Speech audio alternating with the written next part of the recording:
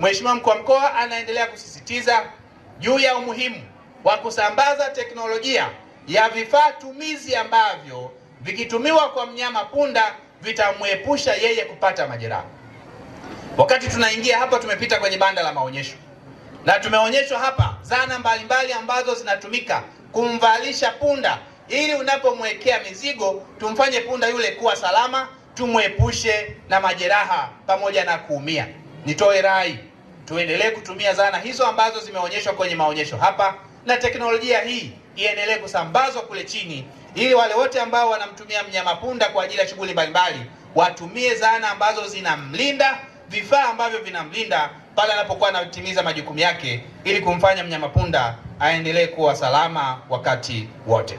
Jambo lingine, tuendelee kushirikiana na serikali kudhibiti shughuli ambazo zimezuiliwa kwa mujibu wa sheria ambazo zinapelekea mnyama punda kutoweka. Hivi karibuni, miaka 10 iliyopita, kulijitokeza shughuli ya biashara ya nyama ya punda na ngozi ya punda. Na hapa Tanzania mwaka 2014 yako makampuni mawili ya Kichina ambayo yalianza shughuli za kuchinja punda.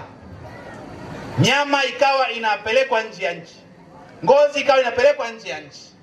Ndani ya muda mchache, wakati shughuli hii ya uchinjaji wa punda imeanza, takriban punda 62,325 walikuwa wameshachinjwa. Na shughuli hii ya biashara ya punda ilisababisha kuanza kupungua kwa idadi ya punda hapa nchini.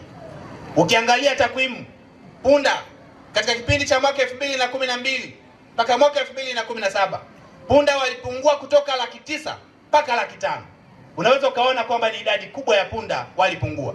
Hii ilitokana na biashara hiyo ambayo kama serikali iliona biashara hii haina umuhimu. Niendelee kutoa rai kwa wadau wote kushirikiana na wadau wa mashirika haya ya ustawi wa wanyama kudhibiti biashara hii ya punda ili kuhakikisha kwamba punda wanaendelea kustawi.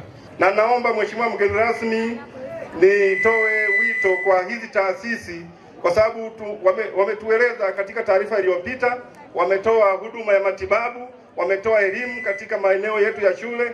Niwaombe waendelee kuwahudumia wale wanyama waliopatiwa matibabu, wale waliokuwa na vidonda, wale waliokuwa na majeraha mbalimbali. Nitoe wito kwa wataalamu wetu katika kata zetu, katika maeneo yetu, kuendelee kutoa tiba mpaka tutakapofika kwenye dozi ya mwisho kwa wale wanyama waliopewa dozi ya kwanza. Kuna dozi ya pili, kuna dozi ya tatu. Kwa hiyo tuwafuatilie wale wanyama waliopata matibabu ili tuhakikishe kwamba wanakamilisha dozi ili waweze kupona kabisa. Punda walianza miaka 5,000 kabla ya Yesu Kristo, na walianza kaskazini mashariki mwa Afrika, na kisha wakaanza kusambaa kuelekea barani Ulaya na bara la Asia. Lakini punda asili yao ni Afrika kaskazini mashariki.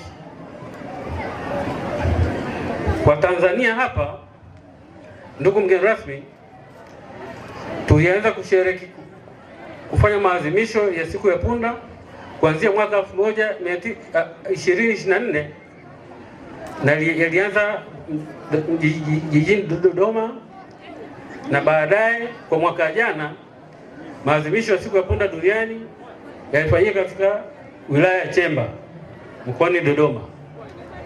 Na baada ya hapo sasa, Mheshimiwa Waziri pamoja na management ikaridhia maadhimisho ya mwaka huu yafanyike mkoani Geita.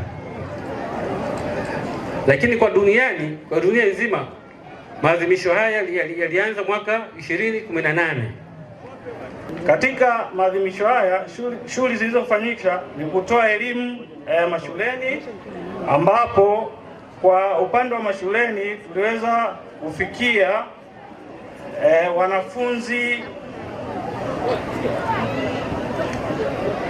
kufikia wanafunzi takriban 500, walimu pia takribani 100, Lakini pia tuliweza kufikia punda 783. Hao wote walipewa elimu, lakini pia walifundishwa nyenzo sahihi za utunzaji wa punda kwa maeneo yote.